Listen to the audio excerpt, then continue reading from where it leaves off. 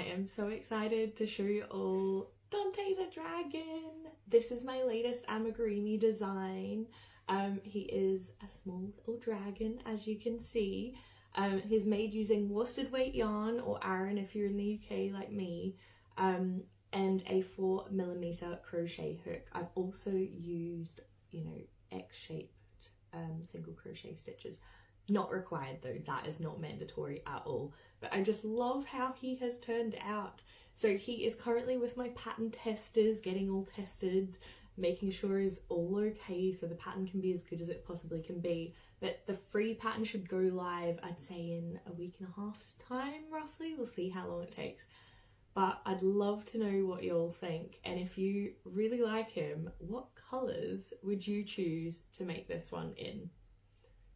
I just got my package from Be Crafty and I am so excited. I got a yarn bag and a crochet hook kit. I was thrilled to see how big the yarn bag was because, let me tell you, I have a lot of yarn. And I mean a lot. So being able to fit so many skeins into one convenient place is amazing. This also allows me to work on my multicolor projects with ease. Super handy. And it comes with a convenient strap for road trips, whenever those happen again. And now on to my favorite part. This crochet hook kit comes with 9 hooks ranging from a 2.25mm all the way up to a 6. And the handles are super comfy, meaning I can crochet for much longer without killing my hand. Which means I can get rid of this piece of junk. It also comes with a bunch of extras, like large and small stitch markers, stitch sizers, yarn needles, and a measuring tape. And these super cute compact scissors. I mean, what else would you want? And it's adorable. I'm honestly thrilled with both of these products that allow me to create amazing creations like this. If you're interested, you can find them on Amazon at Be Crafty or linked in my bio. To make the Jeanette hoops, I first crocheted an intricate pattern of filigree-like lace with a 0.55mm crochet hook and thread.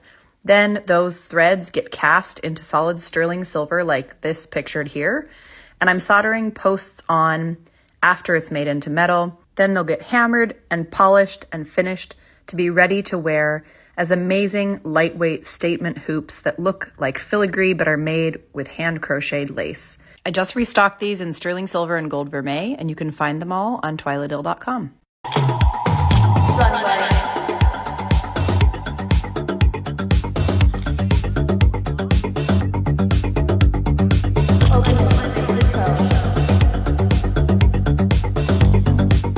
Okay, so I made this super cute dragon. Look at it, glitz, with the Premier glitz. I'll make sure to tag Yarnin' Around by Chloe here down below. This is her pattern and I absolutely love it. It's like the cutest little tiny dragon. So while I was testing this, I also was testing out the Premier glitz. And here are just my very first impressions of it. Number one, we love the color. Like, the blue is also glitzy. You can't see it too much on camera, but I think that the color, the effect that it gives is definitely worth it for the differences in the yarn. So number one is I had to size up my hook. So normally I use a 3.75 and I had to use a 4.5 because the yarn was just like shredding when I was using the 3.75 because my stitches were too tight. The other thing that I noticed is because the yarn was shredding, I had to have like a looser tension, and I can see while I'm looking at my dragon, I can see the difference in my tension. My stitches aren't very even, which is incredibly frustrating. So in comparison, here is a Parfait Chunky and I use a 3.75 hook. So if you look at my stitches are even, they're super tight, and I just couldn't do that with this yarn. I think that probably if I practice and maybe used it a little bit more, I could get used to it. But so that was the one thing that was a bummer. I think the trade-off is that it is freaking cute. Like, I absolutely love the effect that this glitz has, and I definitely think it's worth it for me to practice using the yarn more. So the other thing is that you cannot sew with the yarn. So as I was sewing, it was just like completely shredding to bits. So you're gonna want to use another yarn or some sewing thread or something to sew your pieces together. But other than that, I mean, I love the color. I love the color so much, and I think I am going to practice and make something else with the glitz to kind of practice using it, but maybe I'll use it more as accents rather than trying to crochet a plushie with it. Have you guys used the Parfait glitz, and have you made any amigurumis with it? If you have, comment below so that I can see what you've made, and we can talk about if you have any kind of tips or tricks for using this yarn. So the thing I hate most about making crochet dragons is all of the sewing. So I wanted to come up with my very own dragon pattern that required no sewing at all. So let me show you guys.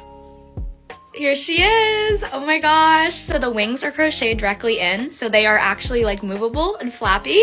And same thing with the legs. And here is the front of the dragon. It's a combination of bobble stitches for the horns and the snout and the ears. And I am in love, you guys. Like, what? It is so adorable. I definitely want to make a bunch more. This pattern is by me and will be releasing next Thursday. I'm so excited!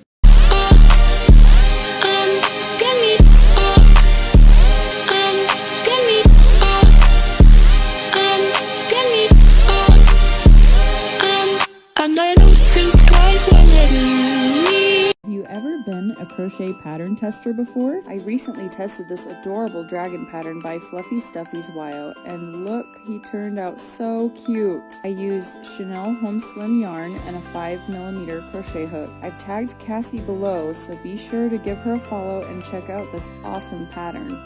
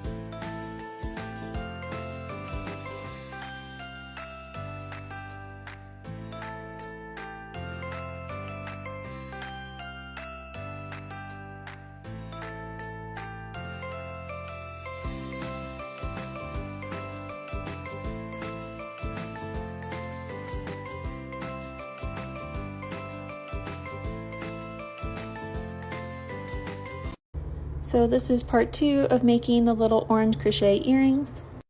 We left off here, and all I've done is fold it in half and tucked in all those little extra strings, and now I'm going to crochet around it in orange. So you can see I got my hook in here, and I went through both of them on both sides, and I'm going to pull through the orange here in a second. Okay, so I did one chain there with the orange.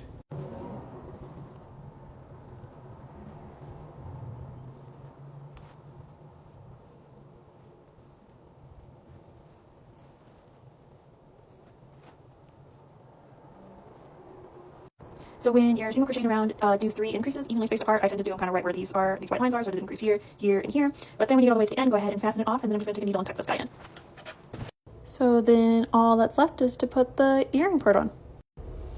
Ta-da! Then you just gotta make a second one and you're all done.